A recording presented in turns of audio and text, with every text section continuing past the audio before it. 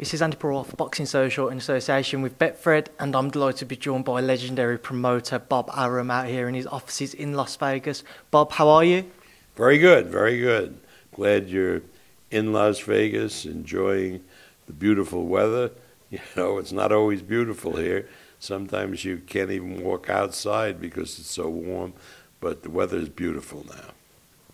It has been beautiful whilst we've been out here, and it must be, I was going to say, a little strange. Obviously, no show for yourself this weekend, so what will you be doing with your spare time?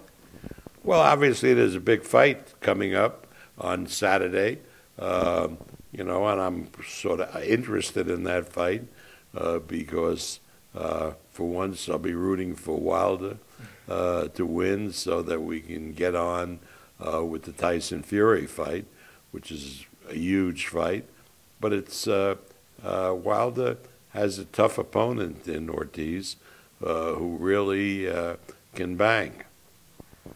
I was planning on coming on to Wilder Ortiz later on, but as you've just gone into it, we'll continue along those lines. What are your thoughts on the rematch and Deontay's decision to face Luis Ortiz once again? Well, again, what happened was really unbelievable.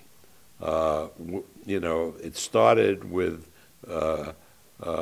Big Baby Miller getting busted for performance-enhancing drugs and therefore disqualifying himself from fighting Anthony Joshua in Madison Square Garden. And so Matchroom had to look for an opponent, and they offered the fight to Ortiz. And Al Heyman, being Al Heyman, convinced Ortiz not to take the fight, and in doing that, promised him a fight with Wilder. As we know, Andy Ruiz got the assignment and beat Joshua. So when Al went to the Ortiz people and said, look, we have this big fight coming up with Tyson Fury, how about stepping aside? They said, no way. We would be the heavyweight champion of the world, but if not for you, because if Andy Ruiz could knock out Joshua, we certainly would have been able to. So, again, this fight is on now. It's a very dangerous fight for Wilder. I'm not very happy about it because I'm looking forward, as is everybody in boxing, to a Tyson Fury-Wilder fight. But it is what it is. But it's a very interesting fight, you know, and but it's not resonating with the public because the public is looking towards Wilder fighting Fury. And so they're having trouble selling tickets. The pay-per-view isn't going to do it very well, which is unfortunate because it's a very good competitive fight. It's not a walkover for Wilder. That's one thing I was about to ask you. A lot of fans and a lot of people in and around boxing are kind of assuming Deontay will be victorious, kind of feel that Deontay will get the knockout victory again. Luis Ortiz has said he's lost around 20 pounds in camp, and in the first fight he gassed out. He's been working with his strength and conditioning coach, Larry Wade. Can you see that being a big difference for Luis on Saturday night?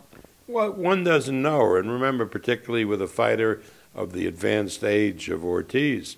But if you look at the first fight, Ortiz had Wilder in trouble early on, and it wasn't until late in the fight, when Ortiz ran out of gas, that Wilder got to him and knocked him out. So Ortiz has done the right thing here by getting himself in great shape and losing weight and hoping in that way that he won't be gassed and can prevent being knocked out in the late rounds. So, I mean, he's done the right thing. Whether it's going to make a difference or not, we'll have to see on Saturday.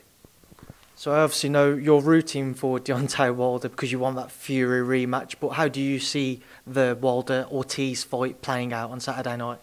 I don't know. I mean, I figure Wilder figures to win because he won last time. Ortiz has made changes. Who knows whether that'll make a difference? Wilder says that he was feeling ill going into the Ortiz fight. Maybe that's true. Maybe that's not true. It wouldn't surprise me if Ortiz. It would disappoint me, but it wouldn't surprise me if Ortiz won the fight. But if I had a bet on the fight, I would bet on Wilder. But the odds, which are like 8-9 to 1, are insane. It's not an 8-9 to 1 fight. I mean, maybe it's 3 to 1 Wilder fight. But, it is what it is. The public perception is that Wilder just walked through him and knocked Ortiz out. Not as easy as that. Provided Deontay was to be successful on Saturday night, obviously we do then turn our attention towards Wilder Fury 2. Late February has been talked about, provided there's no injuries or nothing serious that Deontay might have to deal with. Is that still the plan, late February? February 22nd, yeah.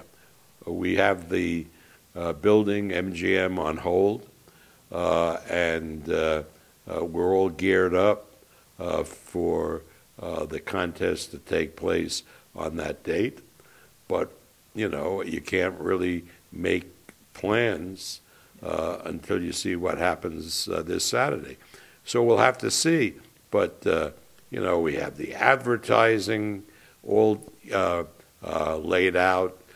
We have schedules. It'll be massive here in the United States because we'll have 2 networks flogging the fight, both ESPN, which is Tyson Fury's network, and Fox, which is Wilder's network. And they're 2 big megaphones, and there'll be a lot of excitement around this whole promotion. If it happens, right? I mean, it's all signed and everything, but Ortiz, unfortunately, didn't sign. Just talking about that, you mentioned there's 2 different networks. You've had to obviously work with PBC. Was there any difficulties in trying to make the fight, make the rematch? You have to understand, PBC, Al Heyman, does business largely with Fox. We do business exclusively with ESPN. Fox and ESPN are big boys. They have a whole history, like all the big networks, of working together. You watch a football game, which, say, is being shown on Fox. Fox doesn't hesitate to promote a football game that will take place that evening on ESPN or CBS. The big networks in this country, whether it's Fox or ESPN or ABC or CBS, they're big boys. They're not like the children, like the premium networks that we had, like HBO and Showtime, each fighting for a slice of their territory. Here, the history is that the networks cooperate, and so there is no real problem at all with Fox and ESPN working together on both the telecast and the promotion. They get along because there's a whole history of getting along. I mean, Fox and ESPN and ABC and CBS share college football. They share, to some extent, the NBA telecast. They share where they each have portions of professional football. So, they're used to working together. It's not a zero-sum game as it has been when they had Showtime and HBO barking at each other like they were the only 2 entities that existed. My final question on Tyson before we move away from all Fury Wilder Ortiz talk. he obviously recently ventured into the WWE. What did you make of Tyson's move to do so? Well, I supported it. I'm very friendly with the head of WWE, Vince McMahon. I've known him for years. He's a brilliant guy, terrific guy, and he built a tremendous business. And when the opportunity arose for Tyson Fury to perform for WWE, my advice was to grab it because WWE has a tremendous following. They get on a telecast in the United States, on an ordinary SmackDown on Fox, they get 4 million viewers. So now you have Tyson Fury being exposed to that audience so that when we do the Fury-Wilder fight on the 22nd of February, a good portion of that audience, which wouldn't necessarily be interested in boxing, will buy the pay-per-view because they're now familiar with Tyson Fury and they consider him, part of the WWE. And that's wonderful. And even if it's only 10%, well, that's 400,000 more pay-per-view buys than we had before. To move away from the Wilder Furies, etc., like we've said, another big heavyweight fight in just over 2 weeks' time. Andy Ruiz Jr. and Anthony Joshua have their rematch in Saudi Arabia. What are your thoughts on the rematch, Bob? How can you see it playing out? Well, we promoted here for years Andy Ruiz. He's a terrific young man. He's a lot better than he looks in the sense that he doesn't have the great body that many heavyweights have. But he has tremendously fast hands, and he's a very gutty, courageous guy. So, again, the one thing that I would be concerned about is, I think, Joshua, who as a top amateur fighter, Olympic medalist, has the experience of fighting all around the world. That isn't the case with Andy Ruiz. I think he had one fight outside of the United States and Mexico, and that was when he went to New Zealand and lost to Joseph Parker. So I don't know if Andy will truly feel comfortable fighting outside of the United States or Mexico. And Joshua probably, as the more worldly guy, will probably have an easier time adjusting. Whether that's going to make a difference, I don't know. We'll see. My final question on the heavyweights. Jarrell Miller, there's a lot of talks. He's on the verge of signing with yourself and Top Rank. Anything you can fill us in on? Well, again, we have we've acquired a big roster of heavyweights. We have this Turkish kid from Germany, Agit, signed with us. We have Guido Anello. We have a lot of heavyweights, and we've negotiating a deal with Miller, and we hope to sign him. And then, of course, we have to go through the process of going to a legitimate top boxing commission and having him licensed. That's not easy after somebody has signed for a fight and then is disqualified because he's has tested positive for performance-enhancing drugs. In the United States, that's a lot more serious than it is across the pond in the UK.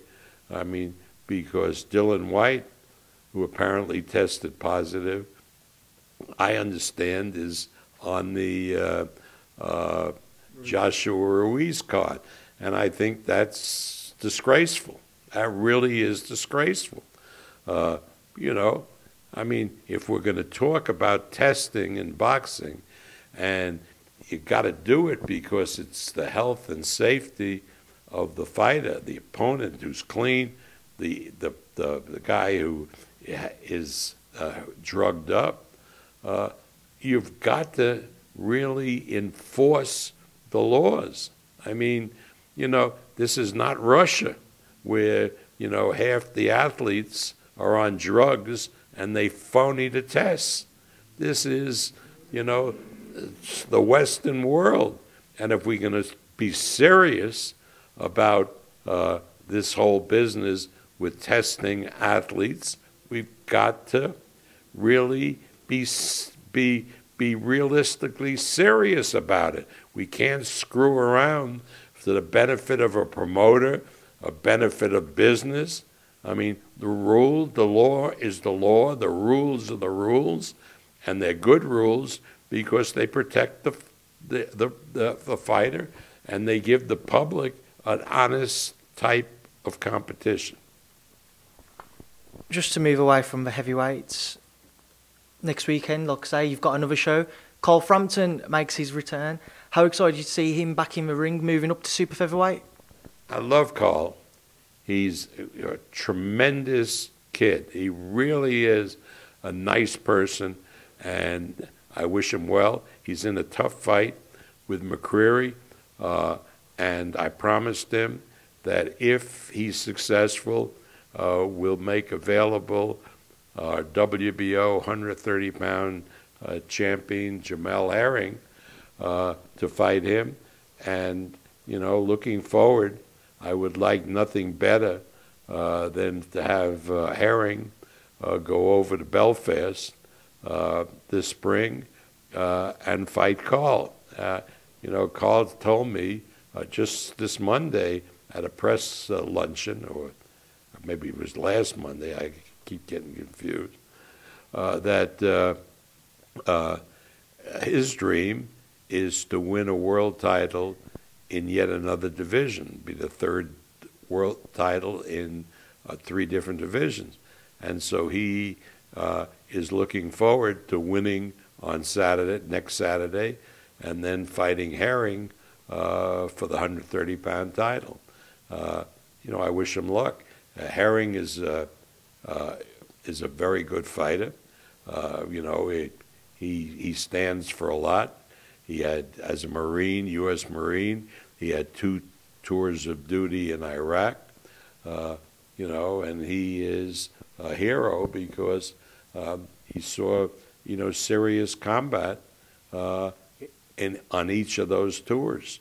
You know, he was sitting on top of the Humvees where, you know, the fatality rate is tremendous.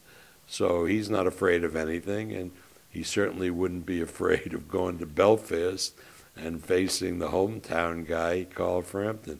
So that would be a big event. You know, whether it happens or doesn't happen will depend on Frampton's performance a week, you know, Saturday, November 30th. So if Carl is not only successful but puts in a good performance for you, you will make the Jamel Herring fight, provided, like I say, it's a good performance. Yeah. I mean, definitely. And as I understand it, Herring, who, in addition to being a terrific fighter, is a great boxing fan. I mean, he comes to all of our events. I understand he's going to be at the Cosmopolitan, where the event is held in Las Vegas, Saturday, November 30th. So we can make the fight right there in the ring after, if Carl is successful against McCreary. Obviously, on that same card next week, Oscar Valdez, former WBO featherweight world champion, stepping up to super featherweight as well. What are your plans with Oscar, provided he's successful next Saturday as well? Well, you know, I'm lucky that I went to that press conference because Oscar was there as well as Carl, and Oscar's trainer now is Eddie Reynosa, who's also Canelo Alvarez's trainer. And in discussing with them where Oscar goes from here, assuming he's successful against Gutierrez on November 30th. They said clear, plain and simple, they want to fight Burchelt. And Burchelt is another 130-pound champion, the BC champion, who we're fortunate enough to promote, and Burchelt wants to fight him. So that fight will be easy to make, provided Valdez wins on next Saturday, November 30th. One thought that may have its difficulties to be made, but I know a lot of people would love to see Frampton Santa Cruz 3. I've spoke to both of them this week. They've both said they'd love to have a trilogy fight if they could. Is that something that would interest you? Well, sure. I mean, I think that Frampton would want to go in to that fight as the 130-pound champion. And I think, Santa Cruz, 126-pound champion? Moved up now. He's fighting on Saturday for the WBA world title at 130 now. No, the fourth WBA title? I mean, they don't mean as much as the other organizations. But still, yeah, if Frampton wins on November 30 and then beats Herring and would rather fight Santa Cruz rather than the Valdez-Burchelt winner, sure, we would make that fight. It's a very good fight. Santa Cruz is a terrific fighter. Just to move back down to featherweight, saw some rumours, Shakur Stevenson wanting to face Josh Warrington, talks of big guns. Josh has come out and said, any update on that? We'd love to do that fight. We're treading slowly. One of the issues is where that fight belongs, and I think we've all come to the conclusion that that fight should be in the UK. Warrington is I think, a tremendous attraction. Where's it? Leeds, I think he's from. And Shakur, who's a gutty, cocky guy, just having won 126-pound title against the brother of his girlfriend, which made it a very interesting event, would be happy to go across the pond and do the fight. So, we'll be working on that fight in the weeks ahead. I mean, I love that fight. I think it would be terrific. Warrington is, he just never stops throwing punches.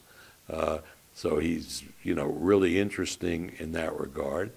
And in Shakur, he has a guy who I label the left-handed Floyd Mayweather because he's such a great defensive fighter. Moving forwards once again, December 14th, Terence Crawford returns when he faces Kavaliauskas. Just talk to me about that fight, the decision behind making it. Well, Kavaliauskas was the mandatory, and so, and he's good, he's undefeated, and he fights for us also. And so it was easy to make that match. It's going to be, I think, a good fight. I don't know if any welterweight around can beat Terence. I think Terence's big test, now that Spence seems like he's, after that horrific car accident, sidelined for a while, I think Terence's big tests will come from the 140-pound guys going up, whether it's Jose Ramirez or Josh Taylor. Those are terrific fights, and hopefully they can occur next year. But, Terence has his hands full with Kavaliauskas. Since I promote both, I can't, I'm not going to say who's going to win. But Crawford figures to be the winner. He's a tremendous, tremendous talent. And on that card, we have two other fights that I'm really interested in. Teofimo Lopez against Richard Comey. What a sensation.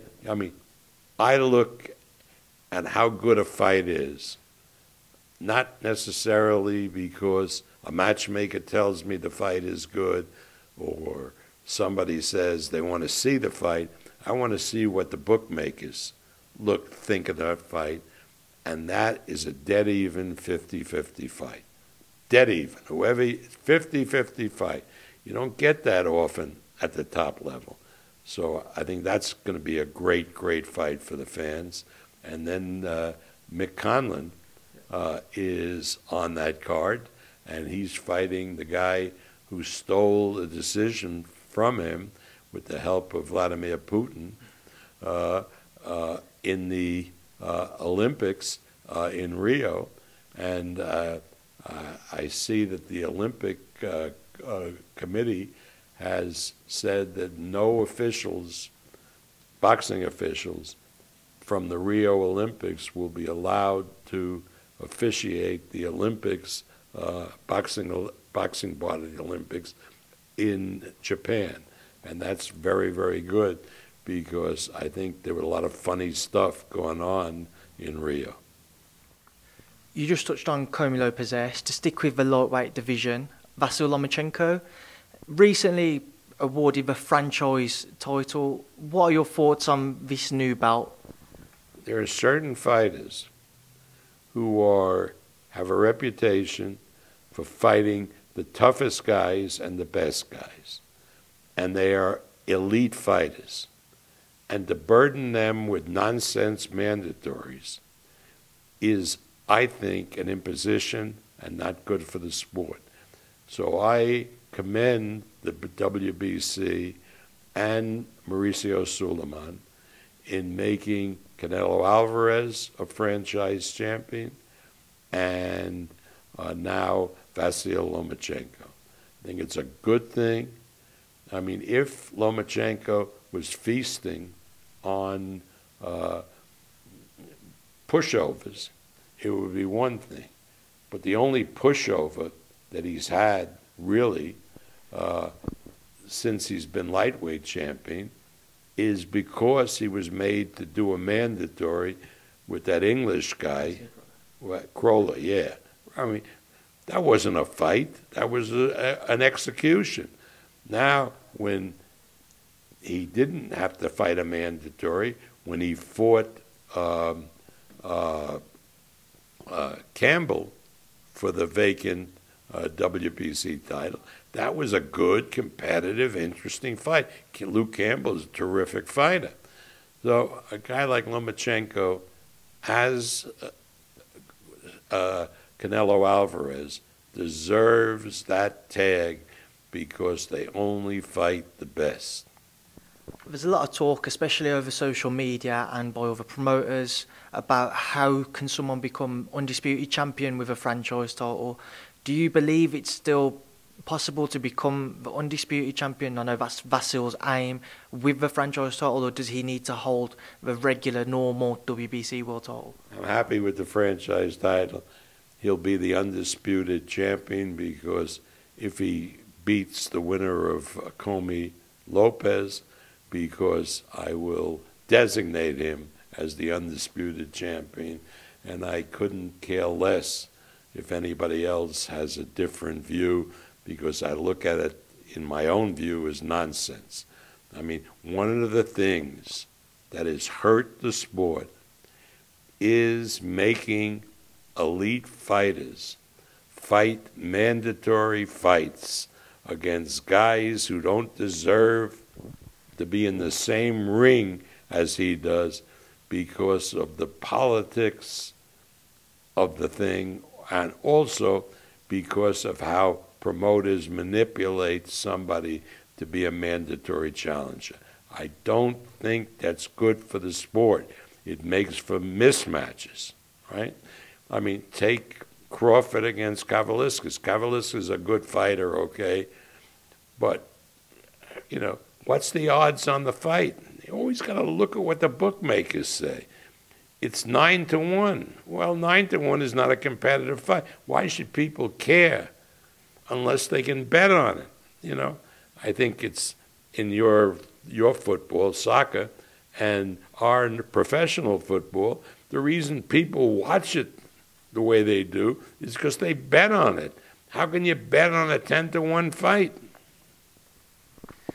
we've touched on trying to become undisputed. Will the plan be then if Vasil's, in your eyes, got the 3 belts, Comey Lopez, whoever wins that, will you be looking to make that undisputed fight as soon as possible between the Comey Lopez winner and Vasil Lomachenko? Yeah, definitely. You see, Lopez will kill me if he wins that fight.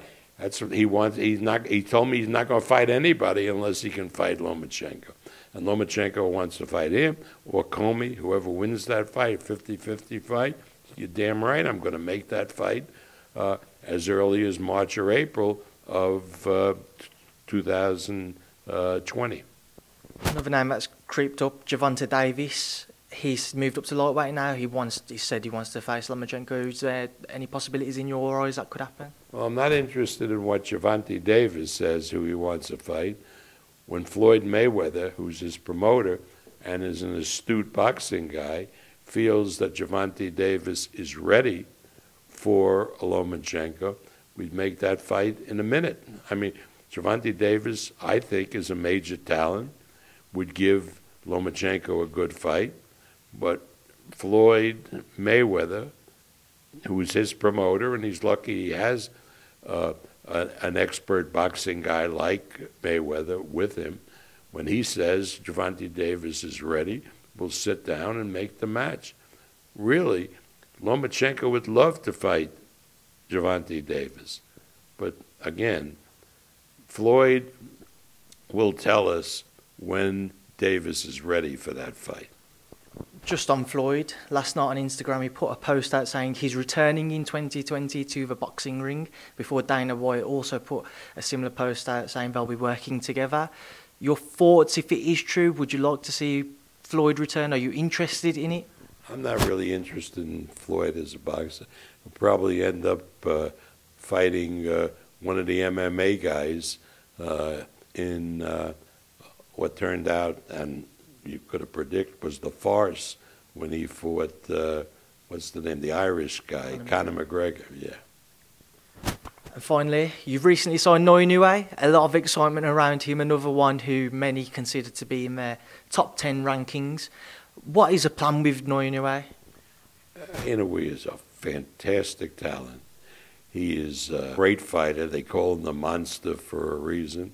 We're very fortunate to have signed him because, I mean, he's another guy like Lomachenko that only wants to fight the best. I'm not interested in just regular fights. I want to fight the best guy out there. So there are a lot of good fighters. They have Frank Warren has a guy that's at 118, Teddy or something like that. I mean, he's good. The Maloney kid from Australia is a terrific fighter that we promote also. So, you know, a lot of, and, you know, Inoue is a big kid. So he's the kind of guy like Pacquiao who can go up in weight. I wouldn't be surprised if he fought, you know, in the next few years at 126 and maybe even at 130. So, you know, we're going to have a lot of fun with Inoue and a lot of great fights. And my final question, Bob, because I'm here and I see that you're here very early yourself, you've had meetings all morning. At this stage of your life, how do you still find the desire, the passion, the commitment to want to be the best? Well, it's not just that. I mean, you know, I love boxing. I love the sport. I love the fighters. I love the promotion. You know, I love being involved in it. So if you love doing something, truly it's not work. You know what I mean? I mean, if this was a normal executive job, a normal CEO, I would be retired long ago, because a lot of that is very hard work. Like, this is hard work, but that's very hard work, and it's not as much fun as what I'm doing. I have the privilege of going all over the world, meeting people, putting fights on in different places, taking young men like Shakur Stevenson or Teofimo Lopez, or before them, Floyd Mayweather, Oscar De La Hoya, and making stars out of them. And that's something that's very fulfilling and something that I would prefer doing rather than staying home and playing an occasional round of golf. Well, Bob, I know that I've kept you for long enough and you're a very busy man, so I appreciate you giving up your time today. I hope you enjoy the rest of your day, you enjoy the rest of this year, and I look forward to seeing you soon. Thank you for speaking to myself and Boxing Social. Okay, well, we'll see you again, maybe February 22nd, when the big heavyweight showdown, God willing, happens. Thank you, Bob. Thank you.